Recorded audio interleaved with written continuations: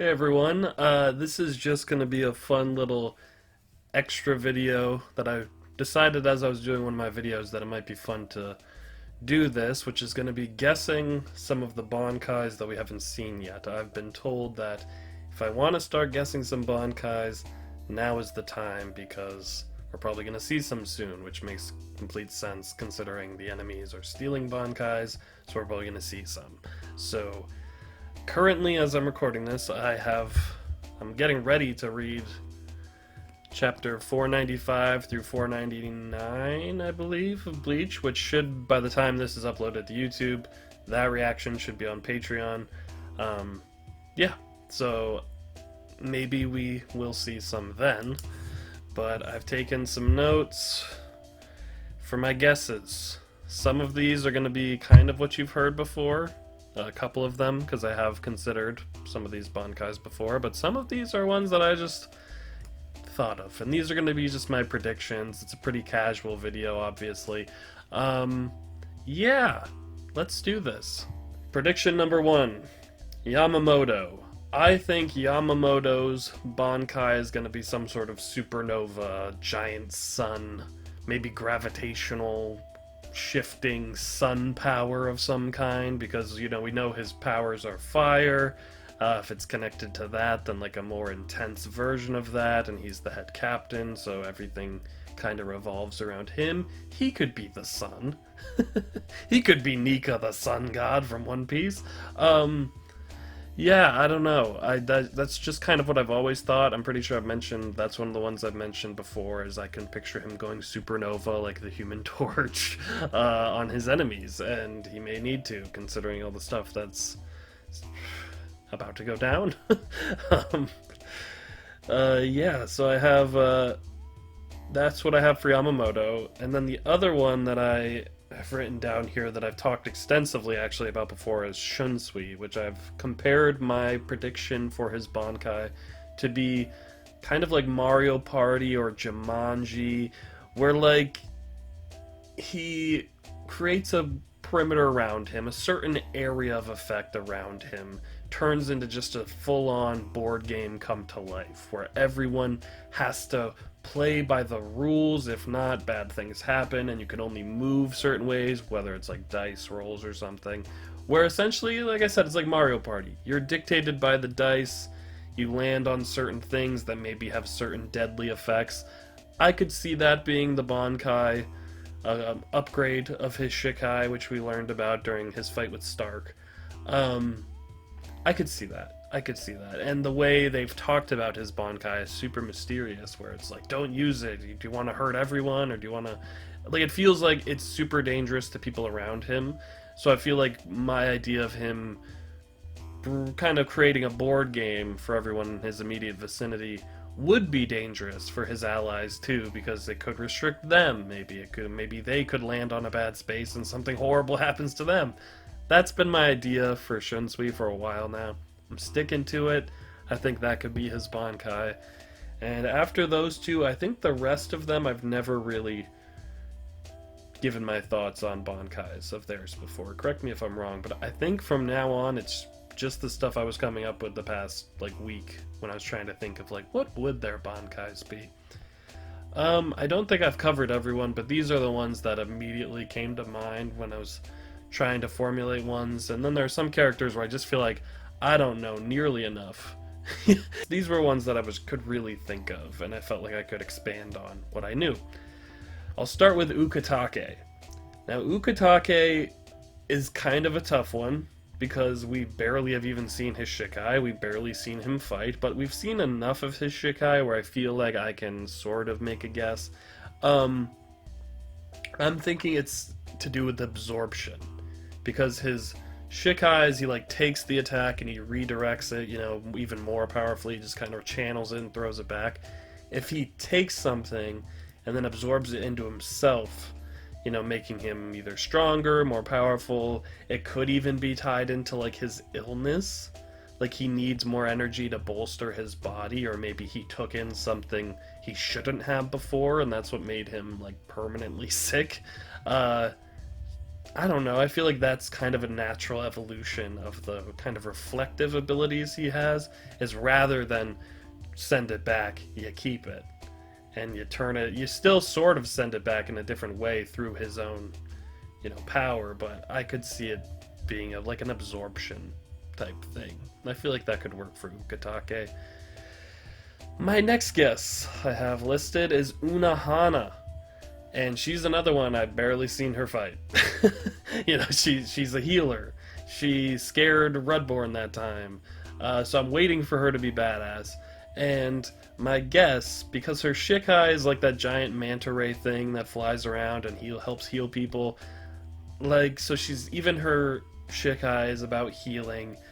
I thought maybe her Bankai could be like a little bit of a twist on that, where it's more of a rapid healing for herself, like accelerated healing, like Deadpool Wolverine level of like, you could chop her head off and you'd be able to reattach it. She could lose an arm and it'll grow back. Like rapid healing, like impossible to kill kind of healing, because that still feels like it's about healing, but it's more of a useful thing in combat, and it's more of a spin on like a doctor needs to take care of themselves in order to help other people as well. So while her Shikai is very selfless, like giant manta flying around saving people, her Bankai is ensuring her own survival. I feel like that's possible. That would be cool. That's all I'm saying. Next I have my boy Kenpachi, which is very tough since he has not shown a Shikai, he has not shown a Bankai, he doesn't know his sword's name, he hasn't bothered with any of that. So this is just a Hail Mary completely. I'm guessing Kenpachi's is like something related to blood, right? Like he's all about fighting, he's all about getting bloody and his bloodlust and his blood boiling, and just, I think it's related to blood. Whether he's covered with blood and it makes him more powerful, I just feel like that would make sense. Like it's got to be something messy for someone as messy as Kenpachi, and with how much he loves shedding blood, I feel like it's blood related. That's my guess. Shinji, I'm honestly not sure. I feel like his Shikai is already pretty crazy, where like, he upside down worlds people's perceptions, where everything's inverted and upside down, and like, I don't know what would be an evolution of that. It could be something like, gravity, I suppose. Like maybe it's like gravity related and he can like pull stuff down, or I don't know though. I feel like gravity might have fit more with like Izuru, which if he's alive, which I doubt after the last stuff I read. I don't know. It could be gravitational. It could be. I'm trying to think of what else. He can invert things. I don't know. Shinji's a tough one. I'm kind of at a loss for Shinji, but gravity. I'll guess gravity. Let's see. Hisagi. Hisagi's interesting because his Shikai, I'm trying to remember if there was anything additional to it, but it was, it's the sides and the chains, and he's very much got a Grim Reaper aesthetic going on with him. So I'm thinking the Bankai thematically maybe could be connected to like the Grim Reaper Angel of Death type thing that he's got going on, so maybe it's like he can directly cut people's souls. You know how Aizen was like siphoning, like shredding people's souls? When he did that to Rangiku. Maybe Hisagi can like touch people's souls directly and like reap them. Or maybe it is like a one-shot kill no matter what if you touch his sight. Like he is death itself, Grim Reaper. I don't know, I feel like that's a little OP.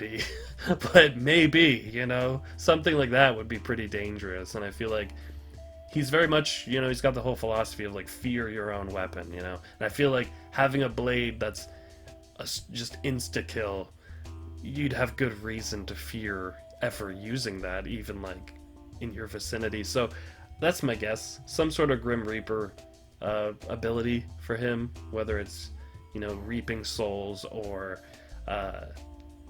instantly killing people with one touch of your scythe. I have Rukia jotted down, but Rukia is tough for me because we've barely seen her use her Shikai. And we know her Shikai is very ice-centric, which is a lot like Hisagi, but hers is more of like a dance, like kind of more, I feel like more of like a precision kind of cold, if that makes sense. I'm not sure what hers could be. Because Hisagi's is like he makes like the ice wings and like the ice pillars, and I'm not sure what Rukia's would look like that wouldn't just look like Hisagi's.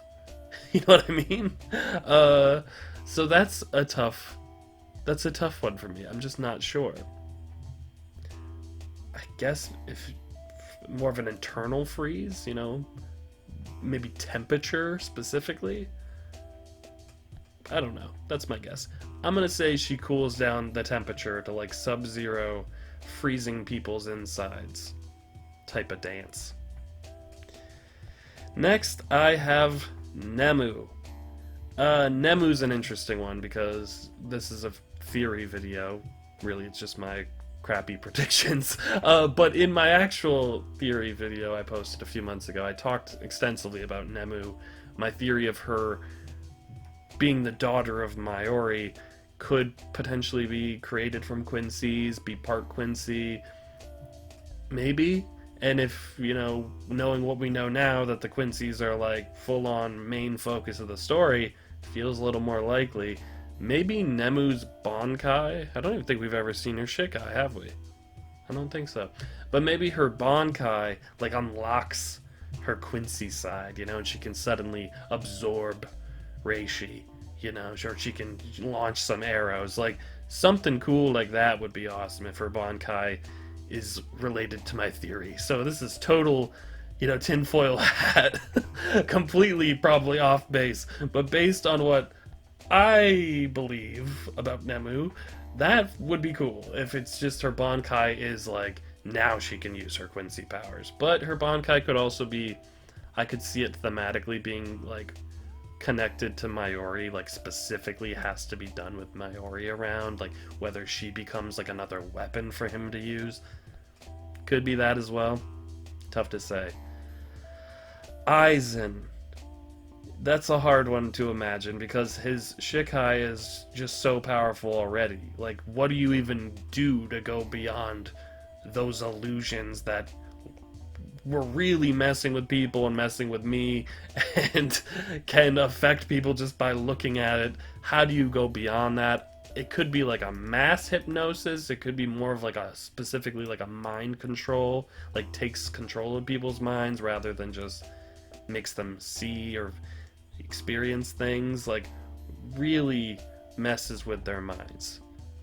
I suppose mind control. Now, Isshin Kurosaki. We've seen that he's kind of got similar moves to Ichigo. So, like, he did the Getsuga Tensho, didn't he? I feel like he did against Aizen. Maybe his Bankai is also similar to Ichigo's, and it, like, upgrades his speed and his strength, and the visual of his sword changes. That could be really cool. That could be really cool. So, maybe Isshin's Bankai is like Ichigo's Bankai. I feel like that would make sense. It would be cool. Could be completely different, though. We'll see. Yeah, that's my guess. I think it's gonna be at least be similar to Ichigo's. And my last prediction for these Bankais in this short little video is poor sweet Momo Hinamori. I feel like we've seen Momo's Bankai already, you know, we've seen it repeatedly even. It's called I'm Okay Somehow, or I Got Better, where she can just inexplicably survive any wound, any mortal injury. Even if she's killed, she'll come back. That is Momo's Bankai, and I feel like it's always active, no matter what.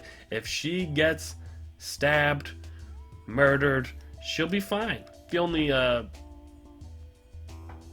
negative effect of her super powerful Bankai is just the mental trauma that she has to endure while her body can survive anything. Momo, you're gonna come in clutch, I just know it. You're gonna get stabbed by the right person. Yeah. That's it. Fun little video. I just thought I'd throw those out there while I still have the chance before we find out. I'm trying to think if I missed anyone like super important. Omaida. I don't know what Omaida's would be. Turns himself into like a wrecking ball. Something. But yeah, those are the ones that I was really thinking of. Urahara, I don't have a clue. I don't have a clue. It's probably super powerful. Well, that's it. Just a fun little video. Next chapters, the read-alongs, and by this point, because I think I'll be uploading this later in the week, the watch for the anime episode should also be on Patreon. So those should already be up, and by this point in the week, I'll probably be editing, like deep into editing the next first time reading video. So yeah, we'll see. Hope you all have a great day. Hope this was a fun little video. Take care. Bye.